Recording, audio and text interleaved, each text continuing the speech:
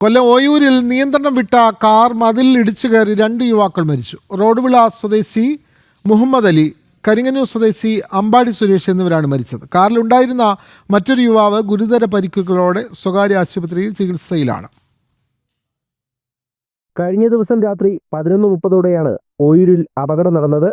ഓയൂർ ജംഗ്ഷനിൽ നിന്നും കൊട്ടാരക്കര ഭാഗത്തേക്ക് വന്ന കാറാണ് നിയന്ത്രണം നഷ്ടപ്പെട്ട് മറിഞ്ഞത്. കാറിലുണ്ടായിരുന്ന 23-കാരായ മുഹമ്മദ് അലിയെയും അമ്പാടി സുരേഷിനെയും ആശുപത്രിയിലെത്തിച്ചെങ്കിലും ജീവൻ രക്ഷിക്കാനായില്ല. കാറിന്റെ അമിത വേഗതയാണ് അപകട കാരണമെന്ന് ദൃക്സാക്ഷികൾ പറയുന്നു. വണ്ടി വന്നാലും അമിത വേഗത വണ്ടി വന്നത് എന്നെ ഇടിച്ച് തെറിപ്പിക്കേണ്ടായിരുന്നു.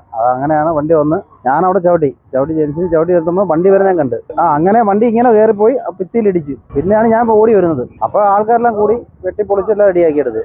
ആളിനെ തന്നെ സ്പോട്ടിലൊക്കെ ആൾക്കാർ തീർന്നാ പോകുന്ന സ്പോട്ടിൽ തന്നെ. ഈ ശബ്ദം എന്ന് പറഞ്ഞാൽ ഇടിച്ച് വണ്ടിയില്ലേ, ഇടിച്ച് വണ്ടി തെറിച്ച് വണ്ടി ഓടയ്ക്കകത്ത് മറിഞ്ഞു നടന്നായിരുന്നു. അങ്ങനെ കിടന്ന വഴിക്ക് പിന്നെ നാട്ടുകാരൊന്ന് പൊക്കിയതാ, എല്ലാവരും ചേർന്ന് പൊക്കി. ഒരാളെ ആംബുലൻസിൽ കൊണ്ടുപോയി, ഒരാളെ പോലീസ് വണ്ടി കൊണ്ടുപോയി, ഒരാളെ കാറിനകത്തും കൊണ്ടുപോയി. ഇവർക്കൊപ്പം കാറിൽ സഞ്ചരിച്ച അക്സർ എന്ന യുവാവ് ഗുരുതരാവസ്ഥയിൽ സ്വകാര്യ ആശുപത്രിയിൽ ചികിത്സയിലാണ്. റോഡരികിലെ വീടിന്റെ മതിലിനോട് ചേർന്നുള്ള പടിയിലിടിച്ചാണ് വാഹനം മറിഞ്ഞത്.